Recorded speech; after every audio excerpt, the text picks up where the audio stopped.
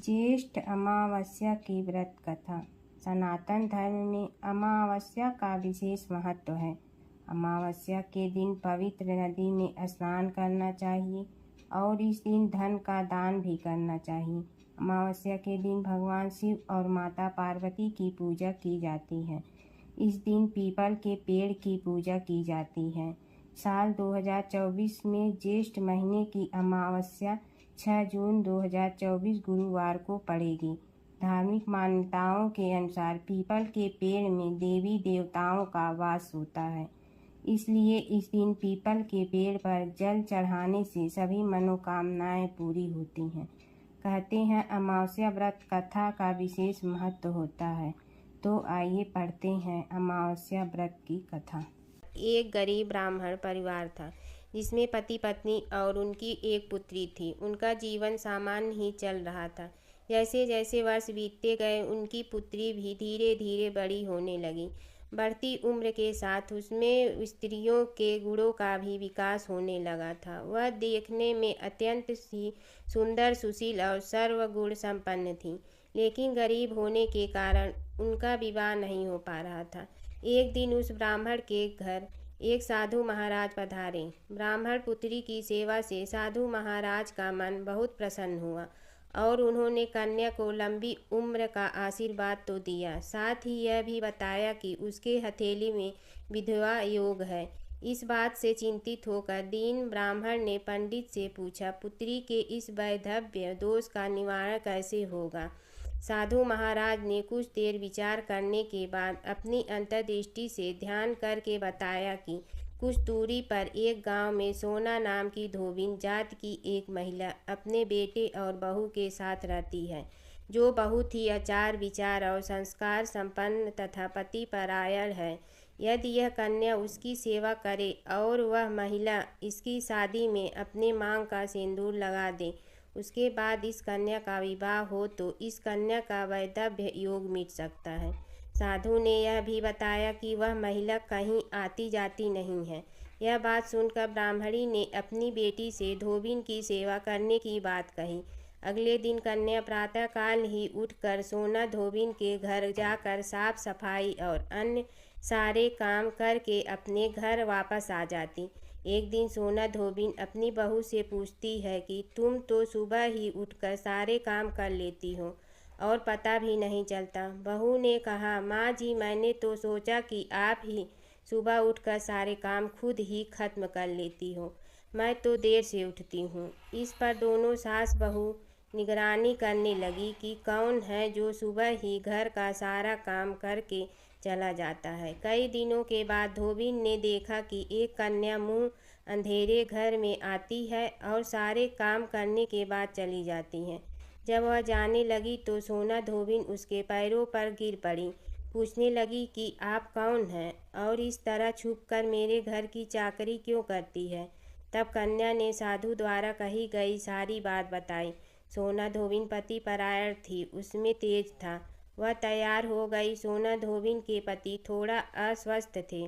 उसने अपनी बहू से अपने लौट आने तक घर पर ही रहने को कहा। सोना धोबिन ने जैसे ही अपने मांग का सिंदूर उस कन्या की मांग में लगाया, उसका पति मर गया। उसे इस बात का पता चल गया। वह घर से निराजल ही चली थी। यह सोचकर कि रास्ते में कहीं पीपल का पेड़ मिलेगा तो उसे भंवरी देकर और उसकी परिक्रमा करके ही जल ग्रहण करेगी। उस दिन अमावस्या थी। ब्राह्मण के घर मिले हुए पकवान की जगह उसने ईंट के टुकड़ों से 108 बार भंवरी देकर 108 बार पीपल के पेड़ की परिक्रमा की और उसके बाद जल ग्रहण किया। ऐसा करते ही उसके पति के मुर्दा शरीर में वापस जान आ गई। धोबिन का पति वापस जीवित हो गया। इसलिए माना जाता है कि इस दिन व्रत आदि करने से पुण्य फल की प्राप्ति होती है। अतः जो व्यक्ति अमावस्या के दिन 108 वस्तुओं की भंवरी देकर सोना धोबिन और गौरी गणेश का पूजन करता है, उसे अखंड सौभाग्यवती की फल प्राप्त होती है। 3 पनौती अमावस्या व्रत कथा। एक गांव में सास और बहू अकेले रहते थे और उनका बेटा विदेश में कमाने के लिए गया था। सास और बहू बहुत अच्छे से रहते थे। दोनों एक दूसरे की देखभाल करते थे। एक दिन बहू ने खाना नहीं खाया तो सास ने बहू से पूछा कि आज तुमने खाना क्यों नहीं खाया। तब बहू ने कहा कि सासू माँ, आज मेरा 3 पनौती अमावस्या का व्रत है, इसलिए मैंने खाना नहीं खाया। तब सासू माँ ने कहा कि बहू, ये व्रत क्या होता है और यह व्रत करने से क्या फल मिलता है, मुझे भी समझाओ। तब बहू ने कहा कि सासू माँ, 3 पनौती अमावस्या का व्रत करने से बहुत पुण्य मिलता है। घर में अन्न धन की प्राप्ति होती है, सुख शांति रहती है तथा अटल सुहाग मिलता है और पुत्र प्राप्ति होती है। इस व्रत में प्रत्येक वर्ष अलग अलग खाना खाया जाता है और विष्णु भगवान के मंदिर में चढ़ावा चढ़ाया जाता है या फिर किसी ब्राह्मण को दान दिया जाता है। इस व्रत में पहले साल शक्कर, घी और चावल से बना खाना खाया जाता है। पहले साल व्रत पूर्ण होने के बाद 1.25 किलो चावल और 1 कटोरी घी तथा 1 कटोरी शक्कर का दान किसी ब्राह्मण को दिया जाता है। दूसरे साल जौ, घी और शक्कर से बना खाना खाया जाता है। जब दूसरे साल व्रत पूर्ण हो जाए तो 1.25 किलो जौ, 1 कटोरी घी तथा 1 कटोरी शक्कर किसी मंदिर में चढ़ाया जाता है, फिर ब्राह्मण को दान दिया जाता है। तीसरे साल गुड़, तिल और घी से बने व्यंजन खाए जाते हैं। जब तीसरे साल व्रत पूर्ण हो जाए तो आधा किलो तिल, गुड़ तथा 1 कटोरी घी किसी मंदिर में चढ़ाया जाता है, फिर किसी ब्राह्मण को दान दिया जाता है। इसी ही 3 पनौती अमावस्या व्रत कहा जाता है। फिर बहू ने कहा कि इस व्रत का अगर संकल्प लेते हैं तो इसे पूरा करना जरूरी होता है। अगर पूरा नहीं कर सकते हैं तो सास बहू में झगड़ा और घर में अशांति आती है। तब सासू ने कहा कि मेरी तो उम्र हो गई है, लेकिन तुम यह व्रत करो। और बहू यह व्रत का आरंभ करती है। लेकिन एक दिन बहू ने किसी के कहने पर गेहूं से बनी रोटी खा लेती है और अमावस्या माता इस बात से नाराज हो गई। जो सास और बहू बहुत ही प्यार से रहती थी, इन दोनों में झगड़े होने लगे। सभी गांव वाले भी हैरान हो गए कि यह सब क्या हो रहा है। सास अपनी बहू को कहने लगी कि तुम जब से हमारे घर में बहू बन के आई हो तब से हमारे घर की लक्ष्मी चली गई है, तुम हमारे लिए शुभ नहीं हो।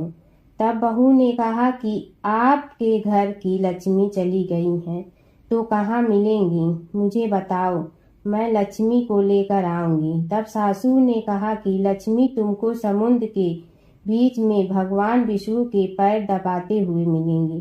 तब बहू यह कहकर चली जाती है कि अब जब तक मैं लक्ष्मी को लेकर नहीं आऊंगी तब तक इस घर में पैर नहीं रखूंगी। इतना कहकर बहू लक्ष्मी की खोज में निकल जाती है। जब बहू लक्ष्मी को खोजने के लिए निकलती है तब उसे बीच रास्ते में एक गाय माता मिलती है।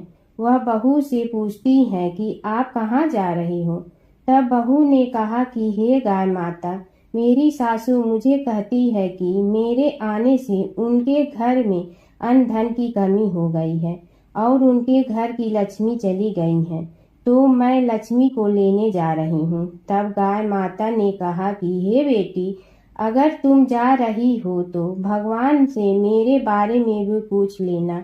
तब बहू बोलती है कि ठीक है गाय माता, बताओ, मैं आपके बारे में भी पूछ लूंगी। तब गाय माता बोलती है कि मेरा जब भी बछड़ा होता है वह मर जाता है, जिंदा नहीं रहता। तुम भगवान से पूछ लेना कि मेरे साथ ऐसा क्यों हो रहा है, मैंने ऐसा कौन से कर्म किए हैं। तब बहू बोली, गाय माता, मैं आपके बारे में जरूर पूछूंगी। यह कहकर बहू आगे बढ़ती है। अब आगे जाते ही बहू को एक घोड़ी मिलती है जिसके गले में घंटी बंधी हुई होती है। घोड़ी ने भी कहा कि बेटी, तुम मेरे दुख का निवारण भी भगवान से पूछ लेना। तब बहू ने कहा जरूर पूछ लूंगी। यह कहकर बहू आगे बढ़ती है। आगे जाते ही बहू को एक अंधा और बहरा बुजुर्ग मिलता है। वह भी बहू से अपनी समस्या भगवान से पूछने के लिए कहता है।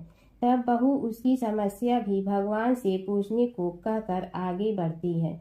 आगे जाते ही बहू को एक बूढ़ी औरत मिलती है जो हाथ और पैर से अपाहिज होती है। वह भी बहू से अपनी समस्या भगवान को पूछने के लिए कहती है। तब बहू उसके समस्या को भी पूछने के लिए तैयार हो जाती है और आगे बढ़ती है। आगे जाते ही बहू थक जाती है और एक आम के पेड़ के नीचे बैठ जाती है। तब आम का पेड़ खुश होकर बहू से पूछता है कि बेटी, तुम कहाँ से आई और कहाँ जा रही हो? तो तब बहू बताती है वह लक्ष्मी को लेने जा रही है। तब पेड़ भी अपनी समस्या भगवान को पूछने के लिए कहता कि मेरे पेड़ पर लगे आम खट्टे ही क्यों होते हैं, इस बारे में भगवान को जरूर पूछना। तब बहू उसकी समस्या लेकर आगे बढ़ती है। आगे जाते ही बहू को एक तलाई मिलती है। वह भी बहू को बताती है कि तुम भगवान से पूछने की मेरे तलाई का पानी इतना मैला क्यों है, कोई भी इसे नहीं पीता है। तब बहू कहती है जरूर पूछ लूंगी और कहकर आगे बढ़ती है। बहुत दिन जंगल में चलते चलते बहू थक जाती है। उसे भूख भी लगी होती है, लेकिन खाने को नहीं मिलने से वह थक जाती है और जंगल में बेहोश हो जाती है। उसी समय भगवान विष्णु और माता लक्ष्मी वहां विचरण करते हुए आते हैं। तब माता लक्ष्मी विष्णु जी से कहती हैं कि हे नाथ, यह आपकी बहुत बड़ी भक्त है, आप इसके दुखों का निवारण करो। तब भगवान विष्णु कहते हैं कि इस संसार में बहुत जीव दुखी हैं, सभी अपने अपने कर्मों का फल भोग रहे हैं, किस किस के दुख का निवारण मैं करूं? तब माता लक्ष्मी ने विष्णु से विनती की और कहा कि वह भूखी प्यासी है और इसे यहाँ अगर ऐसे ही छोड़ दिया जाए तो जंगली जानवर उसे अपना शिकार बना देंगे। माता लक्ष्मी की बात सुनकर भगवान विष्णु एक साधु का वेश धारण करते हैं और बहू के पास जाते हैं और होश में लाते हैं। बहू के होश में आते ही साधु वेश में भगवान उससे पूछते हैं कि वह यहाँ क्यों आई है और कहाँ जा रही है। तब बहू पूरी बात बताती है। उसकी बात सुनकर भगवान विष्णु और माता लक्ष्मी प्रकट होते हैं। उनके साथ अमावस्या माता भी प्रकट होती हैं। बहू उनके चरणों में गिरकर वंदन करती हैं।